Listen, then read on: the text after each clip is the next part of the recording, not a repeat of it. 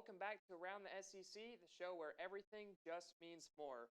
We had some great games in the SEC this past weekend, some great upsets. So, Mia, you ready to dive right into this? I'm ready. Let's get into it. Let's start with the Week 5 recap, and let's start with the big one. Alabama versus Georgia. What a game. What a game. I think Alabama is Georgia's kryptonite. I do not think Georgia, it's just something about Bama. They cannot beat them. Yeah, I remember very early on when Georgia was getting better, we saw a video from, SEC Short on YouTube, does the comedy skits. They put out a video after Georgia beat Alabama the first.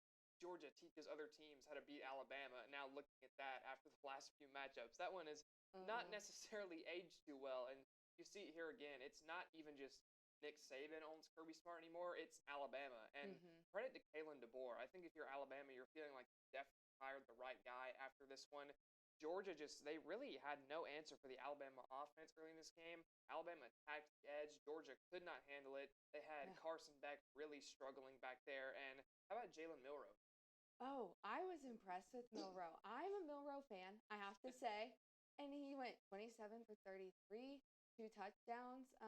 He did throw an interception. Yeah. It's the year of interceptions. It is. There have been a lot of interceptions this year. It feels like it is up for sure. And it wasn't just through the air. Milroe also added 107 on the ground as well.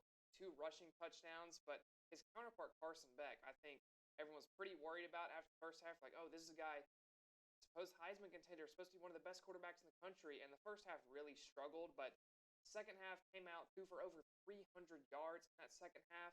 But then you got to the last drive. You're like, okay, Carson Beck, if you're going to make a name for yourself, this is the kind of drive you need. He responded by underthrowing 2 fade routes, one of which was the game-losing interception. So, tough look there for Beck. 3 touchdowns, 3 interceptions is not going to cut it if you're a Heisman contender. No, especially not on the road in an environment like that. And then we would be remiss if we didn't mention, I don't know if you know this, he's 17 years old. It's Ryan Williams. Ryan Williams. 6 catches, 117, and the play of the game. Play. That has gone viral. Everyone in America has seen it. Yes. I don't know about you, but watching him catch that, the direction he was facing when he caught that ball on the toe tap, I'm pretty sure if I tried to catch like that and then spun, my body would just snap in half at the waist and I would die. So much more athletic to me. That's why he's starting for Alabama and I'm here recording sports talk shows. But very impressive, Ryan Williams. And as far as Alabama, I think this has really vaulted them up, seen them go to number 1 in the rankings. People worried about Alabama under Kalen DeBoer, but they look. They do. They really do. Next up, the next real, I wouldn't say it was as big of a game going into the week by any means, but it did end up being the biggest shock of the week, and that was Kentucky taking down Ole Miss. This is an Ole Miss team that a lot of people have really thought was a national title contender, but Jackson Dart has been lighting up the stat sheet versus some Division III and FCS opponents, and I think we saw that maybe they're not the field.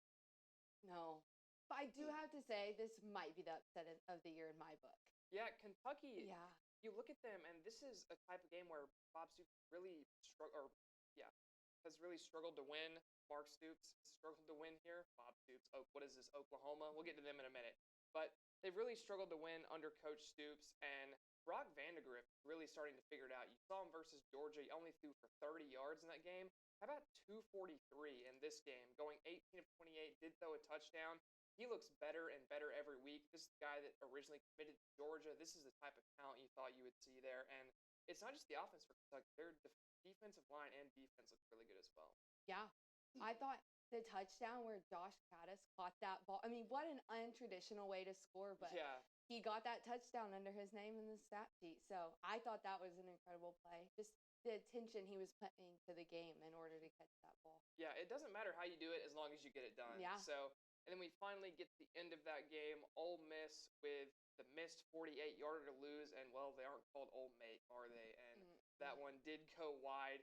Very unfortunate for Ole Miss, and this is one that I think you'll see them really kind of rocket down the ranks after that. And honestly, with this Kentucky team, I don't know if I'm sure what they are at this point in the year because they got smacked around by South Carolina at home, then took Georgia to the wire, and now they've beaten Ole Miss. So just a very weird team. I think you need to quit talking about them. You last week said you didn't know if they knew how to throw the ball, and they threw the ball this weekend. Yeah, so. they did throw the ball. Fair enough. I apologize, Kentucky fans. I apologize. But next up, let's talk about Auburn. We do go to school at Auburn. This is Eagle Eye TV. So let's talk about the absolute choke that was pulled out last Saturday. Auburn did go into the fourth quarter with a 21-10 lead and decided they didn't feel like winning the game. Nope. Oklahoma took the win in that one, and a lot of Auburn fans are going to blame this on Peyton Thorne because of the pick six. This is not his fault. He went 21 of 32, threw for 338, 3 touchdowns, did throw the pick six. But I do not understand the call at all on that play where he threw the pick six. You have 3rd and 3 from midfield. You're trying to run out the clock. You have Jarquez Hunter. At least put him in the backfield if you're not going to run the ball. Going empty out of that set, the Oklahoma defense can sell out on the pass, and that's what they did. And you saw it lead to a pick six. Yeah, I agree. I thought, honestly, this was going to be a chance for Peyton Thorne to redeem himself in the fans' eyes. And the pick six, yeah, I agree with everything you said. But I don't know. Why did we throw it there the way we threw it? Because if we look at the end of the first quarter, when there was 5.5 minutes left and we're 1st and goal, we threw the ball, or we ran the ball every single time. Yeah. Why did we not throw the ball? It just seems like a lot of second guessing from this play calling staff right now. I'm not really quite sure what to make of it. We'll see if it improves throughout the year. But as far as Oklahoma, they didn't turn the ball over, and that was the difference here. No mistakes. Fresh Michael Hawkins Jr. did enough. 10 of 15 for 167. Did rush for 69 and a touchdown as well. Helicoptered the end zone on that play. That was shades of, who was the Mississippi State quarterback? Was it Nick Fitzgerald that did the helicopter play a few years ago? Anyway, some of you will know what I'm talking about with that, but very, very sad as an Auburn fan, Auburn student, being in Jordan-Hare for that just absolute flap. Once again, it feels like this is a team that can't seem to get it done. No. Then finally, I'm sorry, Mia, but we have to talk about it. It's the Arkansas-Texas A&M game, and a very sad stat for your Hogs here is Texas A&M is now 12-1 versus Arkansas since joining the SEC, including 9-1 in the neutral site matchups in Arlington. Auburn and Arkansas are similar to me. Neither of them can close a game out. Neither of them look like they went to win ever in the fourth quarter. I'm excited that it will no longer be played in Jerry's world. Thank goodness. I think all Arkansas fans are. Yeah, I will say I was impressed with A&M. Arkansas was disappointed by, but was equally impressed by Texas A&M. Yeah, I think Marcel Reed's playing better than expected right now. Yeah. Only completed a low percentage of his passes, 11 for 23, but 163 yards, 2 touchdowns, no turnovers. You aren't going to complain about that, especially when it's up next to Taylon Green's 3 turnovers with the interception and the 2 fumbles. But I loved what I saw from Le'Veon Moss as well for Texas A&M, 117 rushing yards, and is now at 471 on the year, 6.2 per carry through just 5 games. I think he's been very solid this year, a bit of an unsung hero for the Aggies for sure. And that 117 was out of the team's total 134. He dominated the rushing for Texas A&M. He is the main guy right now. It's not running back by committee. It is Le'Veon Bell and Le'Veon Moss. Le'Veon Bell's a great Steelers running back, but I was going to say that's an elite running back name, Le'Veon Moss. It does have a lot of good vibes to it. It does, so yeah. We'll see if we can keep this up. Next up, let's move on to our winner and loser of the week. And Mia, who is your winner? My winner's Alabama.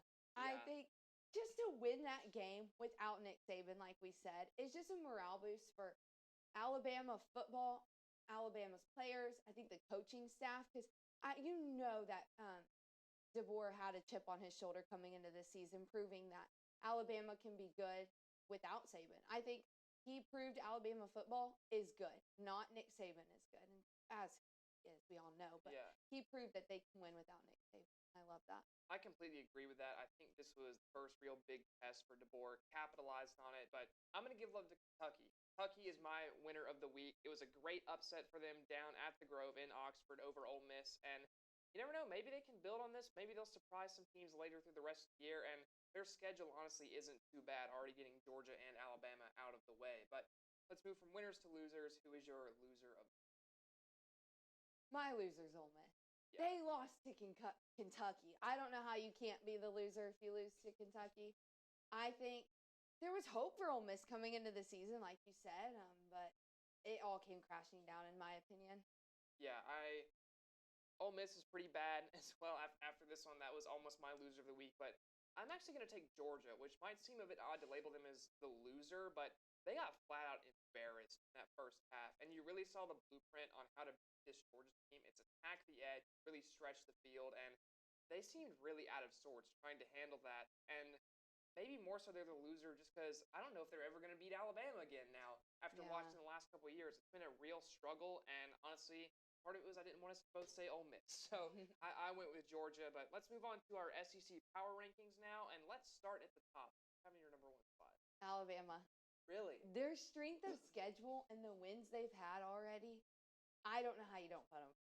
Well, you don't put them first because Texas exists. And Texas has obliterated everyone, and they've done a lot of this without their starting quarterback, Quinn Ewers. Arch Manning has looked great, and for people saying Arch Manning needs to keep starting once Ewers is healthy, no. You just have a great elite backup quarterback.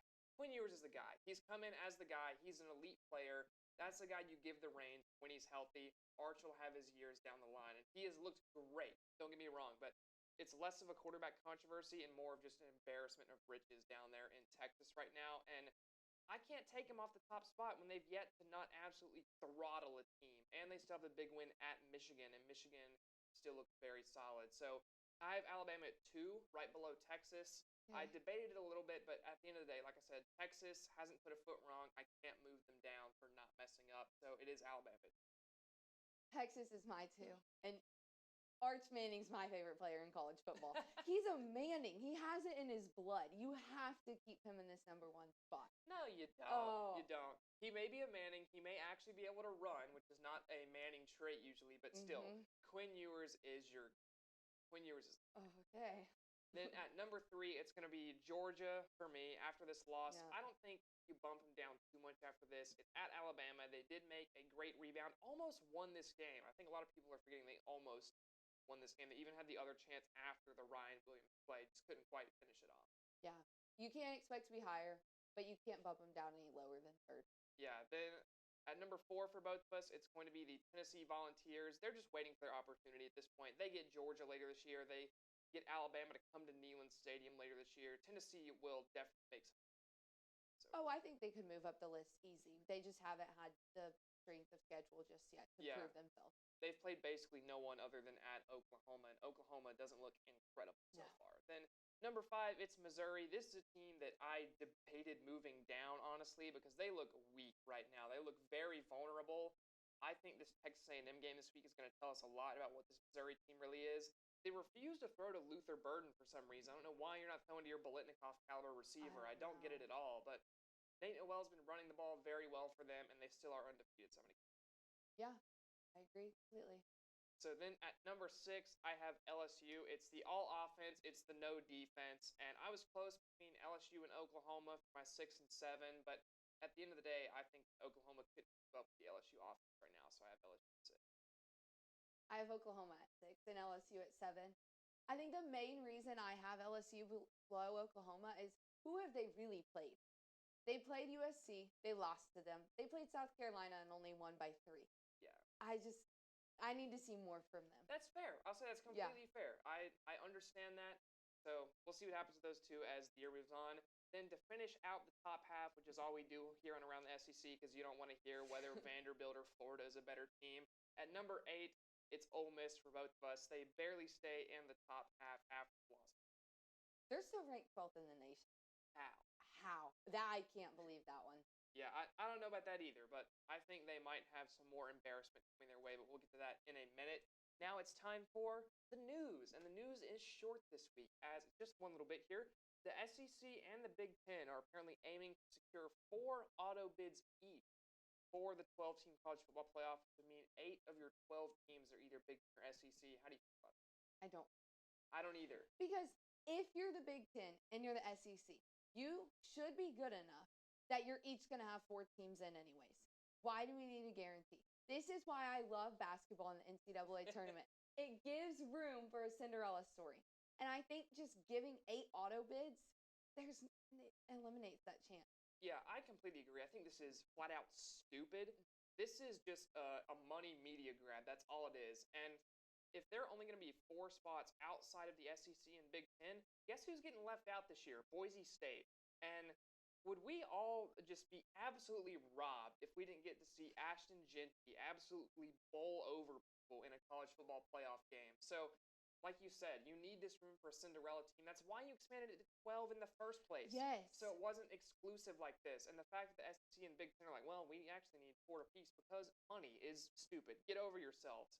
You'll have enough teams that the SEC will have 4 in this year probably anyway, regardless of what happens. So get over yourself. And then for the Big Ten flat out doesn't deserve 4 teams. I'm sorry, but there's not 4 playoff caliber teams.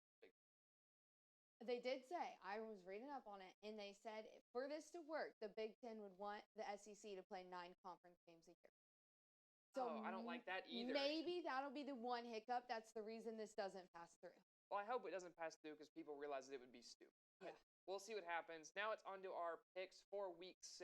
And starting off, we have College Game Day, SEC Nation. Everyone's going to be there. It's number 9 Missouri at number 25 Texas A&M. Missouri. Their defense is ranked 3rd in the nation. I do not see Texas A&M being able to put up enough points against them to beat. Yeah, I think the Missouri defense is just good enough to get this done. I'm worried about their offense, honestly, because the A&M defense has been solid this year. I think Johnny Walker will show up for Missouri, though, off the edge. This is a guy who came in as a very highly touted player for the season and only 1 sack through the first 5 games of the year. He needs to show up. You need to feed Nate Noel. You need to find Luther Burden. Get your playmakers involved. I think if they do that, they will win this game. So I'm taking Missouri as well. Next up, it's the oldest, deepest rivalry in the South. It's Auburn at number 5 Georgia. It's the angry Bulldogs versus the limping Tigers. Who do you have? Georgia. Yeah. Not a speck of dust. Not a speck of hope for Auburn. Yeah, Auburn's only hope, I think, is you have to attack the edge. You have speed. You have young, fast receivers. You have solid running backs. And you have to get after Carson Beck. I don't see Georgia losing this game off the back of a loss. Kirby Smart is going to have them fired up, and I think it might be a rough day for Auburn. And if I am Hugh Freeze, I am telling Peyton Thorne, see back there, number 24, Malachi Starks, do not throw at his half of the field. Just don't. Yeah. That would be my game plan if I'm Auburn. Attack the edge, throw away from Malachi Starks. Maybe you only lose by 1. But I'm taking Georgia as well. Yeah. Then next up, it's number 12, Ole Miss. How are they still number 12? We mentioned that already. Traveling to Columbia to take on South Carolina and the Gamecocks. Who do you think is done? I think Ole Miss does. I may regret that, but I just think Lane Kiffin, there is no way he allows his team to lose to Kentucky and South Carolina 2 weeks back to back. Give me the game. I'm taking South Carolina. This is a fan base that can smell blood right now. Ole Miss looks weak. You had the chance versus LSU. You blew it. Lenora Sellers is supposed to be back healthy this week, and if he plays, that is the difference. Also, you saw this Ole Miss offensive line heavily struggle versus the solid Kentucky D-line. Guess what? South Carolina has 2 of the freakiest edge rushers in the nation in Kyle Kennard and Dylan Stewart. Absolute athletes off the edge. These guys are explosive. They're powerful. They're quick. I think they're going to make Jackson Dart have a long day. Give me South Carolina to pull off the upset this week. Then next up, it is number 4 Tennessee traveling out to Fayetteville to take on Arkansas. Sticking with your home team, or are you going Tennessee? Going Tennessee. Arkansas is just too wishy-washy, and Tennessee's pretty solid in all aspects of play right now. It's Tennessee. Yeah, this is an Arkansas defense that just really struggled to defend the A&M rushing attack. Dylan Sampson might have feared for Tennessee out of the backfield. I think they could really struggle. Just let Nico Iamaleava sit back, make the reads, let Dylan Sampson eat. I think Tennessee gets this done fairly easily. Then finally, it is the nightcap game for the SEC, 7:45 Eastern Time. UCF traveling to Gainesville, taking on Florida. Who comes out on top? UCF. I'm sorry, Micah. UCF's coming out on top. Well, the stats would agree with you because UCF has the number 2 rushing offense in the nation. They have 326 rush yards per game. Florida has the 109th best rushing defense, allowing almost 200 yards per game. On paper, that says UCF runs all over Florida UCF. However, it's a night game in the Swamp. It's one of the only night games the Swamp gets this year. I think it actually is the only night game the Swamp gets this year. The fans are going to show up. They're going to be loud. This is a fan base that really does not want to lose to UCF, and I think they don't. I think Florida does just enough. This is a UCF team that just lost to Colorado big at home. I think they're weak right now. I think Florida strikes. I think this is one of the few Florida wins left on the schedule this year. So give me the Gators. And even if Florida doesn't win, it's still a win for the program because it's one step closer to Billy Napier being. Yeah. I'm glad you mentioned the Swamp. I think there are 3 things UCF has to do to win this game. I think they have to get off to an early lead because you cannot go down early because that Swamp is just going to get louder and louder the higher the Florida points go up on the board. I think secondly, Penny Boone and Johnny Richardson, they're going to have to step up because Miles Montgomery is out. Yeah. So, but I have faith in those 2. I really think they can get it done. And we're going to have to see the Florida 2 quarterback scheme. Yeah, we'll see what happens with Mertz and Lagway. I'm going to be at the stadium. I didn't even mention that yet. I'm going to be in Gainesville for that game. So I would love to see some DJ Lagway action in person.